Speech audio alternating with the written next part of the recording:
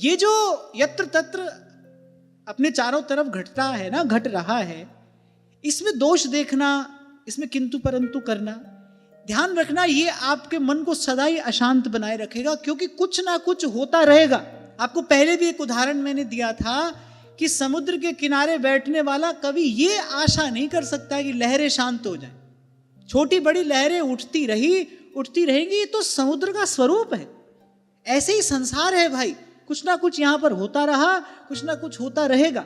हमको भी पहले झंझट होता था, बड़ी भीड़ है, बड़ी अशांति है, कहां जाएं, क्या करें। मन ने कहा जहां भीड़ ना हो वहां चले जाओ, जहां शांति हो वहां चले जाओ, वहां भी जाकर देख लिया। फिर ये बात समझ में आई, भाई शांति तो जब होगी भीतर ही होगी। एकांत का अनुभव जब हो जाता है, फिर क्या मेला और क्या अकेला। एकांत का अनुभव हो जाए, बोध हो जाए, तो भाई शांति तो भीतर ही होगी जब होगी। और जिसको भीतर से शांति प्राप्त हो गई, वो मेले में रहे कि अकेला रहे, फिर उसको इस बात का बहुत प्रभाव नहीं पड़ता। और दूसरी बात, अब आप ये विचार करो, ये ऐसा क्यों हो रहा है, ऐसा कैसे हो रहा है, तो भाई ये क्यों और कैसे तो चलता रहेगा, इसका अंत होने वाला तो नहीं है, ये लहरें तो उठती रहेंगी। अब अपने मन को अशांत बनाए रखो, कभी क्या होगा, कभी क्या होगा, कभी कोई उठकर खड़ा होगा, कभी कोई उठकर खड़ा होगा। इसलिए बहुत बार साधक लोग प्रश्न करते हैं ना, घर में ऐसी स्थिति है, ऐसी स्थिति है। अरे भाई ऐसी वैसी स्थिति सबके जीवन में है, कभी कम है, कभी अधिक है, और ये स्थिति बनी रहेगी। कभी भीतर बनी रहेगी, कभी बाहर बनी रहेगी, कभी कम होगी, कभी अधिक होगी। आप देखो, भजन करना है तो इसी के बीच में रहकर करना पड़ेगा भाई।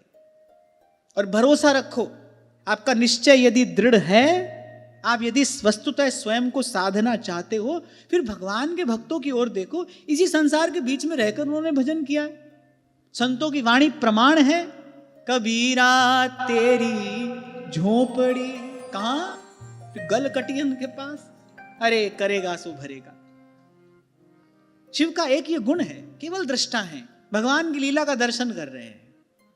कुछ मत कहिए, अपने मुख से कुछ मत कहिए, अपने मन में कुछ ना विचारिए। इस बात का एक बार संतों की बात में श्रद्धा रखकर विश्वास कर लीजिए, भाई ये जो सब हो रहा है भगवान की लीला है, और है भी, क्योंकि तेरी सत्ता के बिना हे मुद मंगल मूल, पत्ता भी हिलता नहीं, खिले ना कोई फूल। हो रहा है भगवान की इच्छा है, भगवान की लीला है।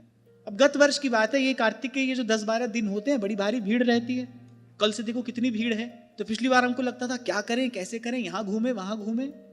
अब की बार मैंने कहा भाई ज्यादा करो, 15-20 मिनट, आधा घंटा और पहले निकल लो। तो सेवा करने जा रहे हैं भाई, है ना, ज्यादा झंझट हो तो थोड़ा और पहले निकल लो। ये मत कहो कि क्यों हो रहा है, ऐसा नहीं होना चाहिए, वैसा होना चाहिए। नहीं है भाई, जो हो रहा है ठाकुर जी की इच्छा से हो रहा है। जिनको वृंदा विपिन है, उनके घर में ये सब हो रहा है भाई, उनकी इच्छा से हो रहा है। अपने को अपना रास्ता बना लेना है, और आप थोड़ा सा प्रयास करोगे रास्ता बन जाएगा। थोड़ा सा प्रयास करो, रास्ता बन जाएगा। इससे छेड़छाड़ मत करो, ना कमेंट करो, ना कॉम्प्लीमेंट करो। निंदा स्तुति से बचते हुए, इन सब स्थितियों को देखते हुए, किंतु परंतु किए बिना। तुलसीदास जी कह रहे हैं, औरन सो मत्सरता छाण, अपनो रस लिए रहे। और एक और बात मैंने कभी आपको कही थी, कोई खीर बना के आपके पास लाए, आपने एक चम्मच खाया, आपने धक, अब आपने खीर की अवज्ञा की है बनाने वाले की, बताओ। वो अपमान खीर का है कि बनाने वाले का है? बनाने वाले का है ना, तो बेचारी खुद बनी नहीं। तो ऐसे ही ये जो चारों तरफ हो रहा है ना, इसमें दोष देखना, इसमें किंतु परंतु करना, ये एक प्रकार से भगवान के विधान की अवज्ञा करने जैसा है। ये भगवत विधान का अपमान करने जैसा ही है। निश्चय करो, जो हो रहा है भगवान की इच्छा से हो रहा है, प्रभु की इच्छा है, भगवत लीला है। क्या परिणाम होगा इसका, और परिणाम नहीं क्या प्रसाद मिलेगा इसका, आप देखोगे आपका मन शांत होता चला जा रहा है। आप मेले में अकेले हो, मेले में अकेले,